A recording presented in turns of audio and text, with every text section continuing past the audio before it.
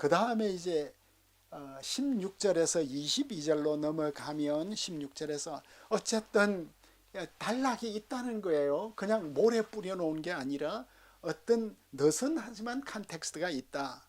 16절에는 유덕한 여자, 그러니까 한담하는 사람 말고 유덕한 여자가 나오네. 그죠? 유덕한 여자. 유덕한 여자는 잠언 31장에는 유능한 여인이 나오고, 그죠? 아주 유능한 여인이 나오고, 여기에는 유덕한 여인이 나와. 이 유덕한 여인은 a gracious woman이라고 이야기를 할 수 있겠어요. 은혜로운 여자. 여기에 은혜로운 여자는 뭐죠? 너그러운 사람, 아름다운 사람, 내면적 특성이 은혜를 베푸는 graceful하고 charming한 이런. 그러니까 우리의 존경스러운 여집사님, 존경스러운 권사님. 그런데 건면한 남자는 재물을 얻는다. 이게 좀 번역에 어려움이 있어요. 이게 가능한데 여기에서 이 건면한 남자는 난폭한 남자로도 번역을 할 수가 있거든요. 난폭한 남자는 재물을 움켜쥔다. 그러니까 유덕한 여자하고 대비가 되죠. 그러니까 폭력을 사용해서 부자가 되려고 하는, 낚아채고 횡령하는 이런 뜻을 가지고 있습니다. 그 사업을 하는데 아주 잔인하고 폭력적인. 그래서 17절에 인자한 자는 영혼을 의롭게 하고 잔인한 자는 자기 몸을 해롭게 하느니라. 그러니까 난폭한 남자, 잔인한 남자.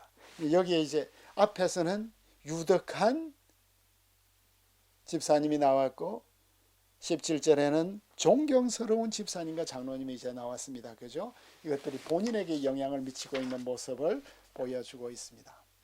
그리고 이제 22절, 이제 히브리 시의 어떤 그 참 진수 같은 것이 22절에 나오죠. 이 유덕한 여인과 짝을 이루는, 수미일치를 이루는 것이 이제 22절인데 여기에는 아름다운 여인이 나오네요. 그런데 이 아름다운 여인이 삼가하지 않는 것은 마치 돼지 코의 금고리 같다. 이 말이 뭘까요? 어떤 미친 바보가 돼지 코에 금고리를 다냐? 그러니까 이게 이 이미지가 너무나 생생하죠. 그죠? 잊혀지지 않는 이미지, 잊혀지지 않는 지규가 되겠습니다. 그죠? 우리의 시선을 강탈하는 이런 장면이 나왔습니다. 돼지 코에 금고리. 그럼 아름다운 여자는 금고리 같아요. 그죠? 금은 아름다운 거잖아요. 아름다운 여자, 금고리 같아. 아름다움은 귀한 거잖아요. 소중한 거고 좋은 거고. 아름다움은 금이에요. 그죠? 하나님이 우리에게 주신 아름다움이야. 그런데 이 아름다움을 올바로 쓰지 않을 때는 이 뭐예요? 여기에 그 그릇 삼가하지 않는다 하는 것은 입맛이 간다. 입맛이 돌아갔다. 이 입맛이라는 것은 뭐죠? 입맛이라는 것은 어떤 감각이죠. 그러니까 이 여자는 이것도 이제 하나의 언유가 되겠죠. 이 사람은 참 포텐셜도 많고 잘생겼고 노래도 잘하고 참 공부도 잘했는데 삼가할 줄 몰라. 그러니까 자신의 재능을 제대로 쓰지 않는 사람이죠. 그럼 돼지 코에 금고리 같다. 참 금고리는 금고리인데 돼지 코에 달렸으니까 결국은 돼지 밥통에 그걸 처박을 수밖에 없다. 마치 장자권을 팥죽 한 그릇에 팔아버리는 에서와 같다. 그러니까 우리의 아이들은 우리의 그 인간은 소중하잖아요. 참 사람은 하나님이 또 우리 각자에게 얼마나 다양한 재능을 주셨어. 그러니까 이걸 잘 기르면 누구나 다 금고리가 될 수 있는 거거든요. 근데 자신의 재능을 스스로 인정을 안 한다거나 부모들이 칭찬을 안 해준다거나 개발을 안 해주는 거, 이런 것도 참 문제고, 우리 달란트 비유처럼 우리 달란트를, 우리의 재능을 적절한 곳에 써야겠죠. 적절한 곳에.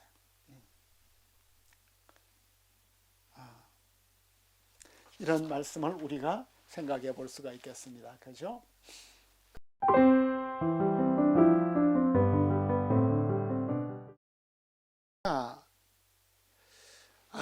여기도 이제 참 멋진 말씀이 나오네요. 여기는 역설적 지혜가 나오네. 역설적 지혜. 역설들이 흩어 구제해도 부하게 되고, 과도히 아껴도 가난하고, 구제를 주었는데 풍족하고, 그죠? 곡식을 파는 자는 머리에 또 복이 임하네요. 이런 여러 가지 역설. 그런데 제일 우리가 깊이 생각을 해야 될 말씀은 23절 같아요. 23절. 의인의 소원은 오직 선하되 악인의 소망은 진노를 이루느니라.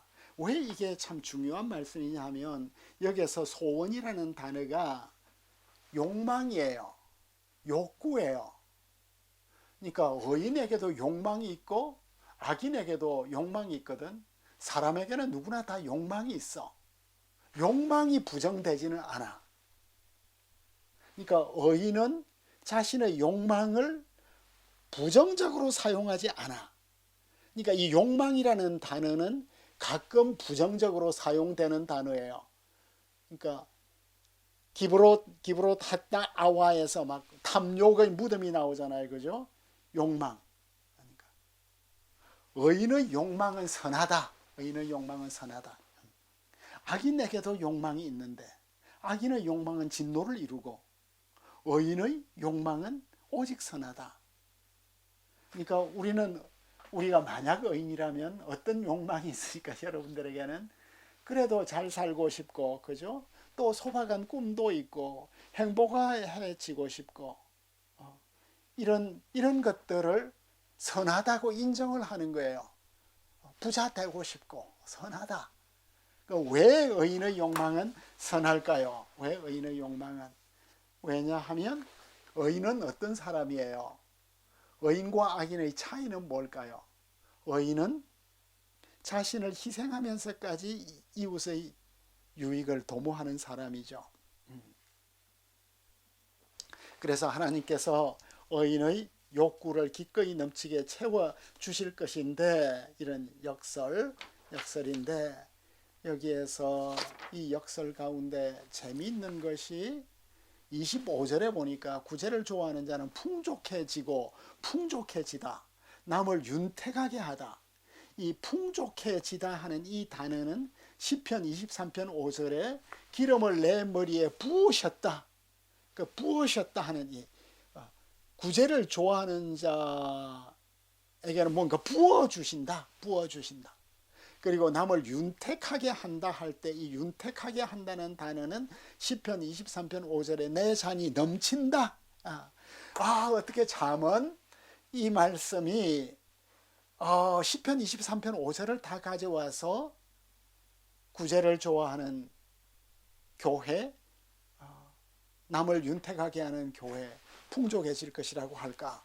그리고 26절에서는 곡식을 내지 않는 자는 저주를 받는데 파는 자는 복이 임하잖아요. 그죠? 그 뭐예요? 왜냐하면 곡식값이 막 올라가는데도 사람들의 그 기초 생활을 위해서 파는, 기본 생활을 위해서 파는, 내어놓을 수 없는 상황에서, 그죠? 다 사람들은 계산만 하고 있는데 이 사람은 의를 바라보면서 내어놓는 이런 모습, 역설이 있다. 의인과 악인은 그러면은 이 장에서 어떻게 구별이 되죠? 의인은 공동체를 위해서 기꺼이 손해 보려는 자이지만 악인은 자기 이익을 위해서 공동체에 기꺼이 손해를 끼치는 자라고 이야기를 할 수가 있겠습니다.